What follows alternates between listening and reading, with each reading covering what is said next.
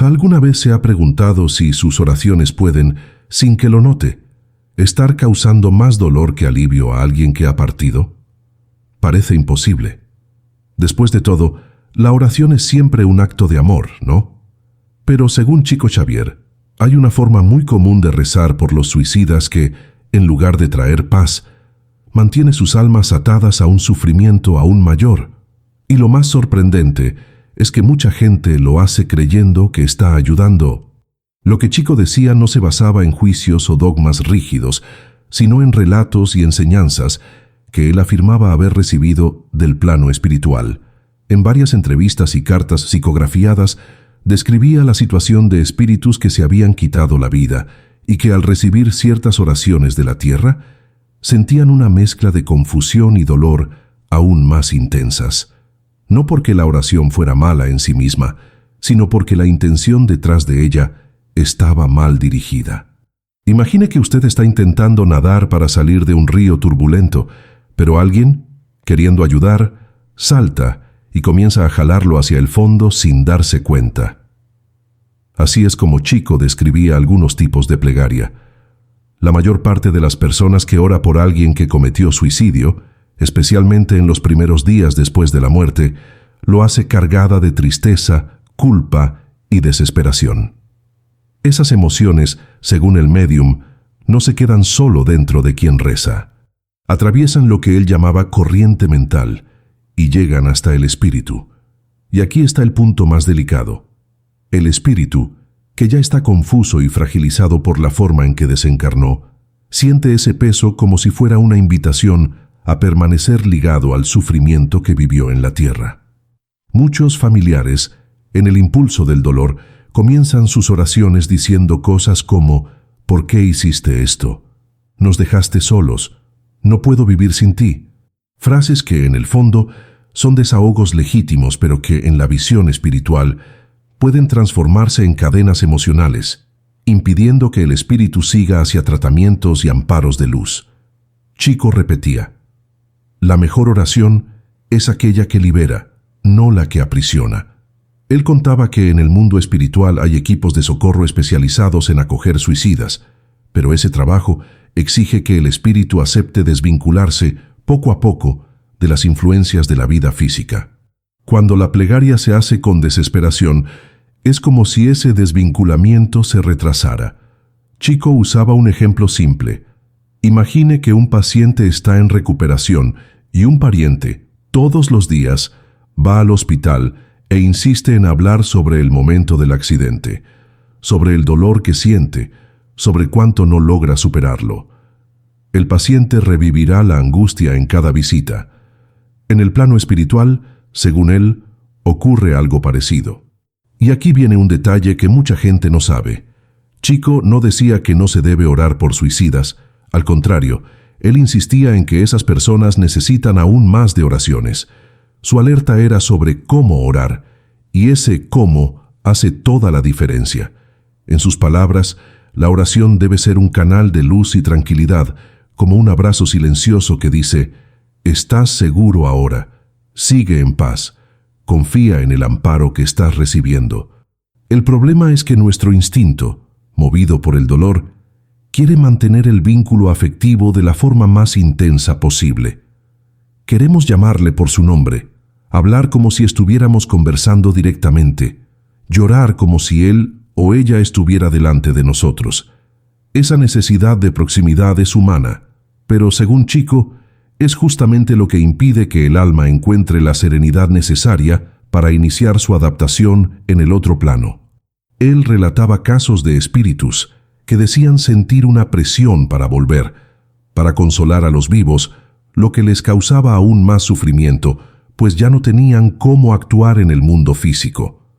Lo que más llama la atención es que Chico llegó a recibir cartas psicografiadas de suicidas, relatando exactamente esa sensación.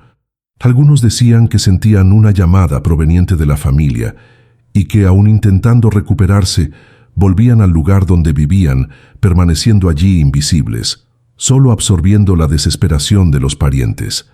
Es como si hubiera una cuerda tensa entre los dos mundos, jalada de ambos lados. Esa imagen de la cuerda ayuda a entender por qué el error en la oración es tan serio. Cuando usted jala hacia sí a alguien que está intentando ser llevado a un lugar seguro, su trayectoria se vuelve más lenta y dolorosa. Y Chico, con su lenguaje simple, decía: si amas, no ates. Envuelve en luz, pero permite que siga. Muchas veces este apego es agravado por el sentimiento de culpa. Si yo hubiera percibido, si yo hubiera hecho algo diferente, la culpa es mía. Esas frases, cuando transformadas en oración, no llegan como amor, sino como peso. Chico explicaba que, en el plano espiritual, sentimientos pesados se materializan en formas y energías densas, que dificultan la locomoción y hasta la percepción de los socorristas espirituales. Un punto curioso es que Chico también alertaba sobre lo que llamaba oración inquisitoria, aquella en que, aún sin querer, la persona cuestiona y exige respuestas. ¿Por qué hiciste esto? ¿Cómo pudiste abandonarnos? Esa actitud, que nace del dolor, crea un ambiente de reproche y conflicto. Para el espíritu, ya inmerso en arrepentimiento o confusión, esto es como reabrir una herida. En lugar de eso, él orientaba a que las oraciones fueran cortas, objetivas y siempre con palabras de aliento y esperanza. Estás amparado. Estamos en paz con tu partida. Sigue confiado. Puede parecer difícil, especialmente para quien está de luto, pero esa es, según Chico, la mayor prueba de amor que alguien puede dar a quien se fue en esas circunstancias: liberarlo del peso emocional de la tierra. Lo que hace que esta orientación sea tan impactante es que nos coloca ante un dilema emocional. ¿Cómo decirle a alguien que amamos que siga en paz cuando lo que más queremos es tenerlo de vuelta? Es un ejercicio profundo de desapego y comprensión. Y Chico recordaba: amar no es retener. Amar es permitir que el otro siga su camino, incluso cuando eso nos duele. Ese cambio de mentalidad en la oración no ocurre de un día para otro. Primero, es preciso entender que la muerte, especialmente en el caso del suicidio, no es un fin absoluto, sino una transición dolorosa. El espíritu necesita un ambiente de calma para adaptarse, y nuestra plegaria es un canal directo para ofrecer eso. Pero aquí hay algo que poca gente percibe: el modo en que oramos también nos transforma a nosotros mismos. Cuando elegimos palabras de paz en vez de desesperación, no solo ayudamos al otro, sino que comenzamos a curar nuestro propio luto. Es como si dijéramos para nosotros mismos y para él: acepto que estás donde necesitas estar ahora. Esa aceptación no es frialdad, es madurez espiritual. Lo que Chico nos propone, por lo tanto, es más que un consejo sobre la oración. Es una invitación a revisar nuestra forma de lidiar con la pérdida, especialmente en circunstancias tan dolorosas. Y tal vez, al comprender esto, podamos evitar el error que él tanto alertaba. Pero ese error, curiosamente, no es el más peligroso. Existe otro, aún más sutil, que él decía ser el mayor obstáculo para que un suicida encuentre la paz. El error más peligroso, según Chico Xavier, no es solo orar con desesperación o apego. Es algo que, a primera vista, parece inofensivo, hasta virtuoso. Se trata de transformar la oración en un pedido para que el espíritu vuelva, dé una señal o se manifieste de alguna forma para probar que aún está cerca. Para muchos familiares, eso suena como un gesto de amor. Después de todo, ¿quién no querría tener la certeza de que su ser querido aún existe en algún lugar? Pero para el espíritu, este tipo de súplica es como una llamada insistente para permanecer ligado a la vida física, justamente cuando debería estar desvinculándose de ella. Chico explicaba que ese llamado funciona como un eco mental que atraviesa la barrera entre los dos planos. Y el efecto para el suicida es similar al de un paciente que, aun estando en tratamiento intensivo, es constantemente jalado fuera de la sala de recuperación para atender a familiares. Pierde el foco en su propio restablecimiento, se siente dividido entre dos mundos y muchas veces recae en estados de profunda angustia. En sus atenciones, Chico relataba que no era raro recibir cartas psicografiadas de espíritus que se sentían exhaustos por la insistencia de los vivos en pedir señales. Ellos decían: yo quería seguir, pero la voz de mi madre llamándome no me deja ir. O siento que necesito estar cerca de ellos para que no sufran, pero eso me ata a un lugar de dolor. Este vínculo, aunque nace del amor, se convierte en una prisión. Y, según él, el plano espiritual necesita muchas veces intervenir de forma más firme, apartando temporalmente al espíritu de las vibraciones de la familia para que la recuperación sea posible. Pero ese alejamiento, desde el punto de vista del espíritu, es doloroso, pues siente que está abandonando a quienes ama. La situación se convierte en un impasse emocional. Por un lado, la necesidad de curación. Por el otro, la necesidad de corresponder al llamado constante de la tierra. Hay aún un agravante que Chico mencionaba. El suicida, debido a la forma abrupta y traumática en que desencarnó, suele pasar por un periodo inicial de desorientación en el que no comprende totalmente que murió. Durante esa fase, oraciones cargadas de desesperación o pedidos de manifestación pueden reforzar la confusión. El espíritu, al sentir que aún es necesario entre los vivos, puede resistirse a aceptar la nueva realidad, creyendo que aún puede volver de alguna manera. Este prolongamiento del estado de negación es extremadamente perjudicial, porque impide que sea encaminado a lugares de tratamiento más adecuados, donde la conciencia de lo que sucedió puede ser trabajada con más serenidad. Chico contaba la historia de un joven que se había quitado la vida y cuya madre, diariamente, imploraba en oración para que él se manifestara. Ella decía: «Hijo mío, por favor, si estás vivo de alguna forma, toca mi mano, haz un ruido, aparece en mis sueños». Él, ya fragilizado, intentaba de todas las formas atender a ese llamado, acercándose a la casa, intentando provocar señales físicas sutiles. Pero esa aproximación lo mantenía atado al ambiente donde había cometido el acto, reviviendo recuerdos dolorosos. Solo cuando la madre, orientada por un grupo espírita, cambió completamente el contenido de sus oraciones, pasando a enviar mensajes de liberación y confianza, fue que él consiguió aceptar el acogimiento de los socorristas espirituales. Y aquí surge un aspecto que Chico enfatizaba con frecuencia. El contenido de la oración moldea el paisaje mental del espíritu. Una plegaria hecha con imágenes de luz, con palabras de aliento y con la certeza de que está siendo amparado, crea, en el campo espiritual, un escenario de paz que lo envuelve como un bálsamo. Por otro lado, una oración con imágenes de tragedia, con preguntas sobre el porqué del acto o con insistencia para que vuelva, crea un ambiente mental denso, casi sofocante. Esta diferencia es como comparar un cuarto silencioso e iluminado, ideal para el reposo, con un lugar ruidoso y caótico, donde nadie logra recuperarse. Otro punto que Chico aclaraba es que el suicida no pierde, después de la muerte, su sensibilidad emocional. Al contrario, esta puede incluso intensificarse, pues el espíritu ya no tiene el cuerpo físico como barrera para amortiguar emociones. Esto significa que cada pensamiento, cada palabra y cada emoción enviada por medio de la oración llega de forma mucho más directa e intensa. Por eso, un simple pensamiento de desesperación puede causar un impacto inmediato. Y de la misma forma, un pensamiento sereno y confiado puede traer alivio instantáneo. Es como si la comunicación entre vivos y muertos fuera por un canal sin filtros, y lo que enviamos llega crudo, puro, con toda la carga emocional que le ponemos.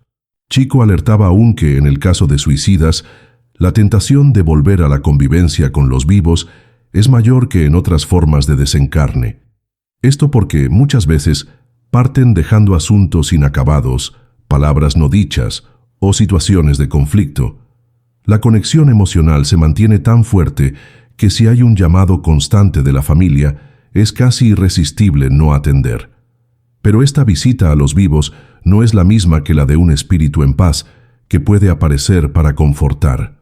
Para el suicida es una experiencia dolorosa, porque se ve incapaz de cambiar lo que sucedió, y al mismo tiempo es invadido por recuerdos y sentimientos que le impiden avanzar. Este es uno de los motivos por los cuales Chico recomendaba que, en las oraciones, evitáramos mencionar el acto en sí o las circunstancias de la muerte. Hablar sobre aquel día, lo que pasó, o la forma en que te fuiste, es como reabrir la herida con cada plegaria. En vez de eso, él orientaba que la oración fuera siempre dirigida al presente y al futuro espiritual del ser querido. Que estés ahora en un lugar de curación, rodeado de amigos espirituales que te aman y cuidan de ti. Según él, este cambio de enfoque ayuda al espíritu a desconectarse del momento traumático y a crear nuevas referencias emocionales más suaves y constructivas. Curiosamente, Chico decía que esta forma de orar no solo beneficia al espíritu, sino también al propio encarnado que está sufriendo la pérdida. Al cambiar la energía de la oración, la persona comienza a sintonizarse con planos más elevados, recibiendo, sin percibirlo, influencias de serenidad y fuerza. Es como si la plegaria fuera una vía de doble sentido. Mientras enviamos luz, también recibimos luz. Esta reciprocidad a lo largo del tiempo ayuda en el proceso de duelo, transformando el dolor en una nostalgia más calma, menos desesperadora. Pero había algo aún más profundo en lo que Chico decía.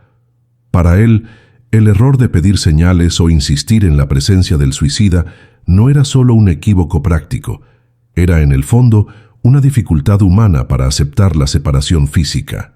Esta dificultad es natural, pero según él, la vida espiritual exige que aprendamos a amar sin poseer, a relacionarnos sin la necesidad constante de presencia física. Y si logramos aplicar esto incluso en una situación tan extrema como la pérdida por suicidio, damos un paso gigantesco en nuestra propia evolución espiritual. Solía resumirlo así: si quieres ayudar, aprende a decir, te amo, y por eso te dejo ir. Esa frase tan simple guarda una de las lecciones más difíciles de poner en práctica, porque dejarlo ir no significa olvidarlo, no significa dejar de sentir nostalgia, significa, sí, cambiar la forma en que el amor es expresado, de un amor que retiene a un amor que libera. Y esa transformación comienza dentro de nuestra propia mente, cada vez que hacemos una plegaria que no atrapa, sino que abre caminos hacia la luz. Sin embargo, Chico también reconocía que no todos están listos para dar ese paso de inmediato. El luto tiene fases, y algunas de ellas están inevitablemente marcadas por el llanto, la revuelta y hasta por oraciones cargadas de desesperación. Lo importante, decía él, es tener conciencia de que, con el tiempo, necesitamos cambiar esa frecuencia. No se trata de reprimir el dolor, sino de transformarlo en algo que realmente ayude al espíritu. Y esa transformación no es teórica, tiene un efecto directo, real e inmediato al otro lado de la vida. Esta es la base para entender por qué el error de pedir señales o insistir en la presencia del suicida es tan perjudicial. Pero aún existe un tercer aspecto, menos comentado, que Chico revelaba solo en conversaciones más reservadas: el riesgo de que el propio encarnado enferme espiritualmente por mantener, por mucho tiempo, esa conexión densa con el suicida. Según Chico Xavier, la conexión entre un encarnado y un espíritu suicida, cuando se mantiene de forma intensa y desequilibrada, puede convertirse en un verdadero canal de sufrimiento para ambos lados. Y aquí no estamos hablando solo del retraso en la recuperación espiritual del desencarnado, sino también del impacto directo sobre la salud emocional, mental e incluso física de quien permanece en la tierra. Él decía que la energía intercambiada en ese vínculo no es neutra. Lleva la densidad del dolor, la culpa y la añoranza, formando un circuito cerrado donde ambos se retroalimentan de tristeza. Esto, a lo largo del tiempo, puede llevar al encarnado a estados depresivos, crisis de ansiedad e incluso a pensamientos autodestructivos. Chico era claro: cuando te aferras demasiado a un suicida por el sufrimiento, corres el riesgo de caminar por la misma senda que él recorrió. Él explicaba que esa conexión intensa ocurre porque la sintonía mental entre dos conciencias incluso separadas por la muerte, es determinada por la calidad de los pensamientos y sentimientos que intercambian. Si la plegaria o el recuerdo está cargado de dolor y desesperanza, crea un puente vibratorio de baja frecuencia que tiende a atraer y fijar al espíritu cerca del encarnado.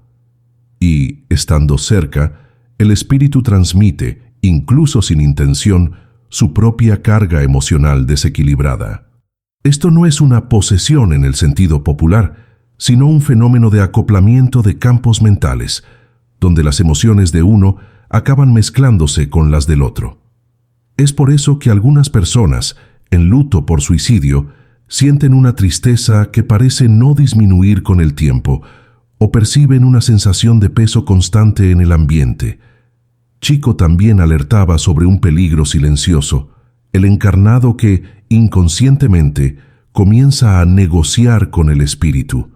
Son esos momentos en que la persona piensa o dice: si me estás oyendo, llévame contigo, o cuando llegue mi hora, ven a buscarme pronto.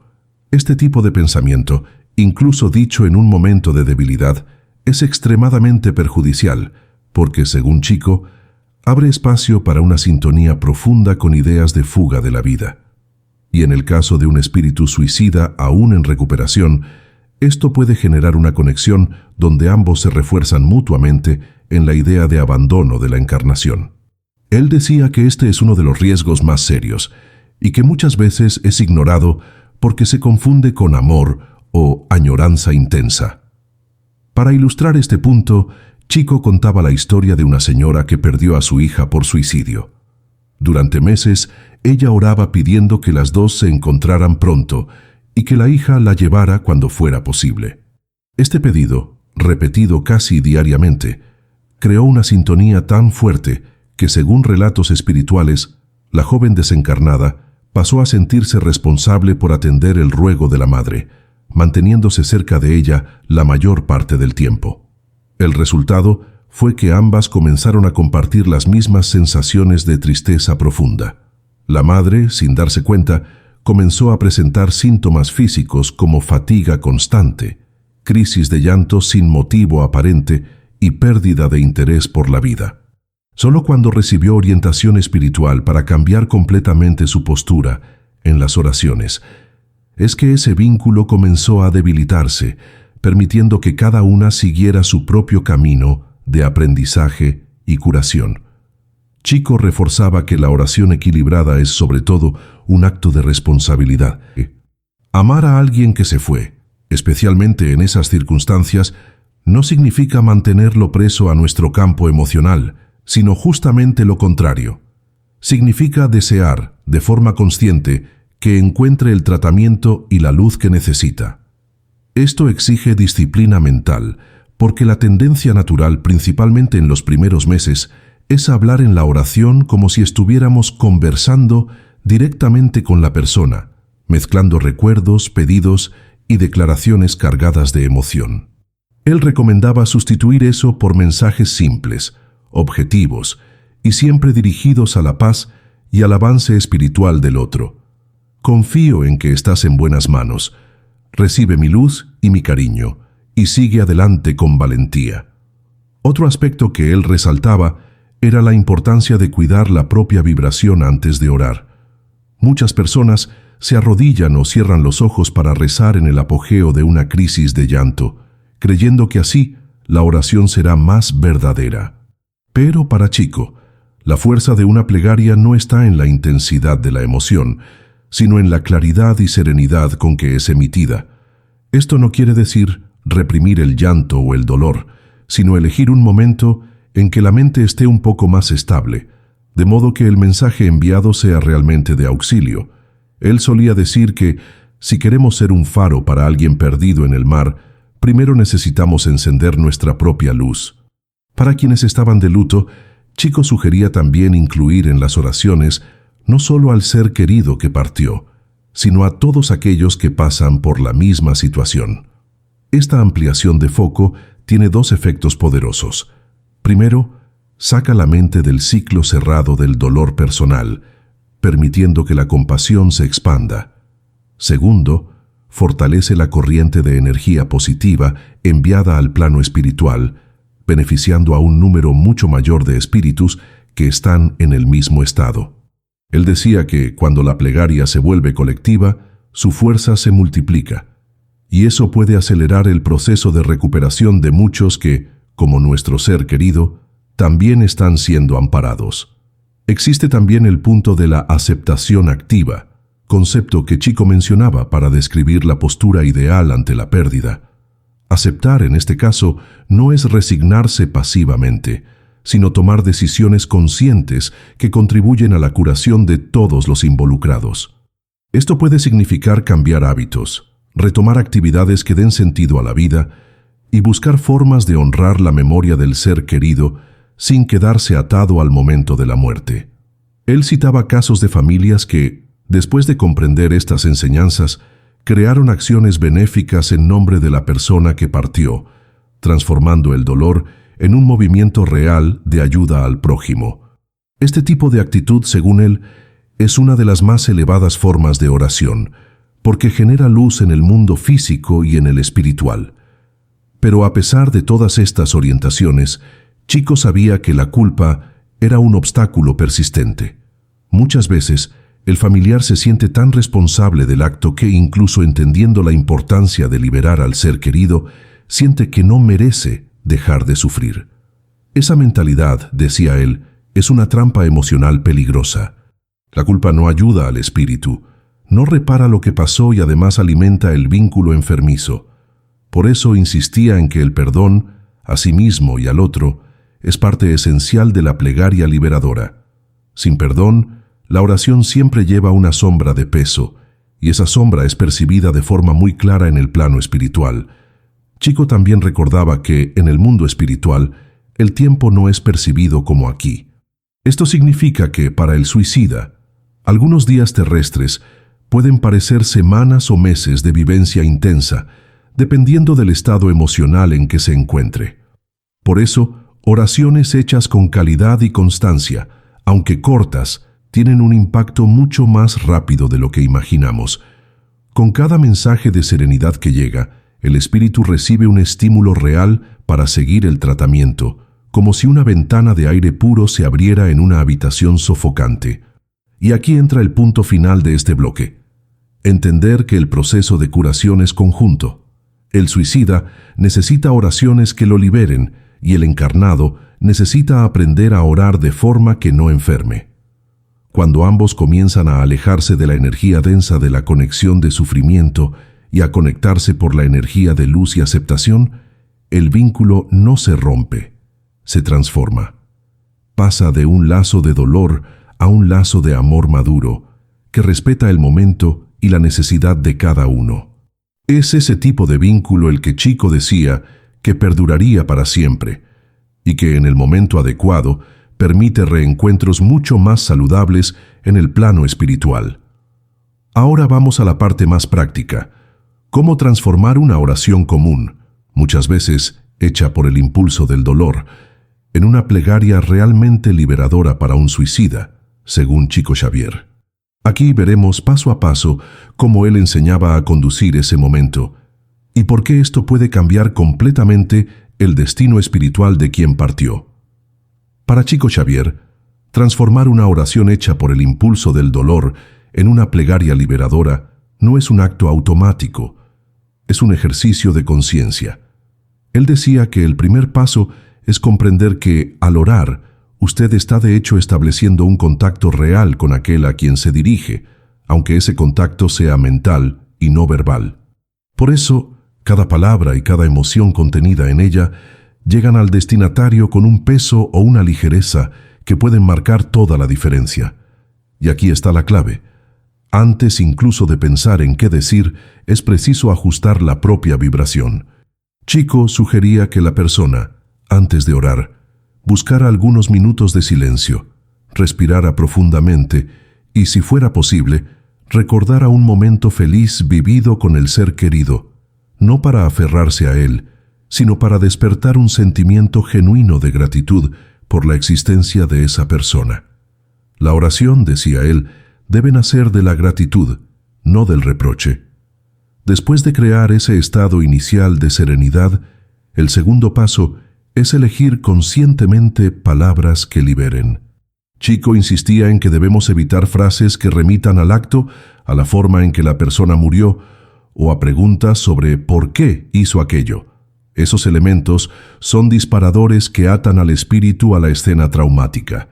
En su lugar, él orientaba a enfocarse en el presente y en el futuro espiritual, con mensajes cortos como «Estás en buenas manos», «Confía en el amparo que recibes» o «Sigue en la luz, rodeado de paz y sanación». Según él, frases así funcionan como puentes que dirigen al espíritu hacia los socorristas y hacia el ambiente de tratamiento en el plano espiritual. El tercer paso es ampliar el alcance de la plegaria. Chico recomendaba que, al final de la oración, la persona dedicara también algunos instantes para incluir a todos los que pasan por el mismo dolor, tanto encarnados como desencarnados. Esta actitud no solo potencia la fuerza de la plegaria, sino que también ayuda al enlutado a salir del foco exclusivo en su propia pérdida. Él decía que, al compartir nuestra oración con un grupo mayor de necesitados, creamos una corriente de luz más amplia, que beneficia a muchos y por consecuencia retorna a nosotros de manera multiplicada. Esa visión estaba sustentada por su entendimiento de que la plegaria es una energía viva que se mueve y repercute en ambos planos de la vida. En el cuarto paso, Chico destacaba la importancia de la constancia. No sirve de nada hacer una oración equilibrada un día y al siguiente volver a orar de forma desesperada. El espíritu, especialmente en el caso del suicidio, necesita una línea continua de mensajes de paz para que empiece a desvincularse de los lazos densos y a conectarse a vibraciones más elevadas. Él comparaba esto con cuidar una planta frágil. Regar con regularidad, aunque en pequeñas dosis, es más eficaz que echar un balde de agua de vez en cuando. Así, él sugería que la oración fuera breve, diaria y siempre que fuera posible, hecha a la misma hora, creando un hábito mental que también ayudaba al propio encarnado a mantener el equilibrio. El quinto paso era, quizás, el más difícil: evitar pedir señales o pruebas de la presencia del ser querido. Chico explicaba que si el espíritu está apto y autorizado a manifestarse, eso sucederá naturalmente, sin necesidad de súplica. Al insistir en este tipo de pedido, corremos el riesgo de interferir en su tratamiento espiritual, jalándolo de vuelta a nuestro campo mental cuando él necesita concentrarse en su propio proceso de curación. Más que eso, este pedido puede crear frustración para quien ora en caso de que la señal no llegue, alimentando sentimientos de abandono o incredulidad. Él decía: la señal que buscas no es un golpe en la pared ni un sueño, es la paz que poco a poco irá tomando tu corazón. Chico también llamaba la atención sobre un detalle muchas veces ignorado: el ambiente físico y emocional donde se realiza la oración. Él recomendaba que fuera un lugar tranquilo, preferentemente con luz suave y sin distracciones. Más importante aún, era el estado emocional de quien ora. Si en el momento de la oración la persona estuviera invadida por la ira, la revuelta o la desesperación, él sugería esperar unos minutos, respirar y, si fuera necesario, hacer primero una plegaria pidiendo serenidad para sí mismo, antes de dirigirse al ser querido. Esa pausa, según él, evita que la plegaria sea cargada de emociones que no ayudan en la liberación del espíritu. Para los que tenían dificultad en mantener la mente enfocada, Chico indicaba el uso de pequeñas frases repetitivas, mantras simples, que ayudaban a mantener el patrón vibratorio elevado durante la oración. Frases como «que la luz esté contigo» o «que la paz te envuelva ahora» funcionaban como anclas mentales, manteniendo la plegaria en el rumbo correcto e impidiendo que el pensamiento se desviara hacia recuerdos dolorosos. Él decía que al repetir palabras de luz, nuestra propia mente comienza a sintonizarse con esa frecuencia, haciendo la comunicación más clara y constructiva para el espíritu. Un aspecto interesante que Chico abordaba era el efecto que este cambio en la oración tenía sobre la propia familia del desencarnado. Él decía que Cuando un miembro de la familia lograba adoptar ese patrón de plegaria liberadora, la vibración de la casa entera cambiaba. El ambiente se volvía más ligero, los conflictos disminuían e incluso la salud emocional de las personas mejoraba. Esto porque, en la visión espiritual, la casa también es un campo energético y la forma en que oramos influye directamente en ese campo. Así, al orar de manera equilibrada, no solo ayudamos al ser querido, sino que también transformamos el hogar en un espacio más protegido contra influencias espirituales negativas. Chico también alertaba que este proceso de cambio en la oración exige paciencia. El suicida puede no mostrar señales visibles de mejora rápidamente, pero eso no significa que la oración no esté funcionando. Él lo comparaba con un tratamiento médico a largo plazo. No siempre los resultados son inmediatos, pero poco a poco, la mejora se vuelve perceptible. Y en el caso de las plegarias, la mejora se manifiesta tanto en el alivio gradual del dolor de quien ora como en la intuición de que el ser querido está en paz. Para terminar, Chico siempre volvía a un punto central. La oración liberadora es, en el fondo, un acto de amor maduro. Es el momento en que le decimos al ser querido: te amo lo suficiente como para no retenerte aquí. Confío en el camino que necesitas recorrer. Este amor no depende de presencia física ni de pruebas. Se sostiene en la confianza de que la vida continúa y que el reencuentro ocurrirá en el momento adecuado, cuando ambos estén preparados. Esa postura, decía él, es el mayor regalo que podemos dar a un suicida, porque es justamente lo que más necesita para encontrar la paz. Y quizás sea aquí donde percibimos la esencia de toda la enseñanza de Chico Xavier sobre este tema. No se trata de dejar de orar, ni de reducir la intensidad del amor que sentimos. Se trata de redirigir esa intensidad hacia algo que realmente ayude, tanto a nosotros como a quien partió. Porque al final, el verdadero error no es orar de una forma u otra. El verdadero error es permitir que el dolor dicte la forma de nuestra oración, cuando el amor podría ser el guía. Y si logramos dar ese giro, transformamos un momento de luto en un momento de curación para ambos lados de la vida.